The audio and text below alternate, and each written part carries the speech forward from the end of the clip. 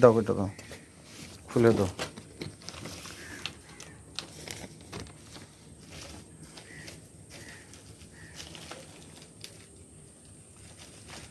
এর মধ্যে দেখাও broiler P starter, broiler P starter 3450 KG, 3450 টাকা নিচ্ছে। কই ব্রয়লার, আই ব্রয়লার পি স্টার্টটা দেখাও।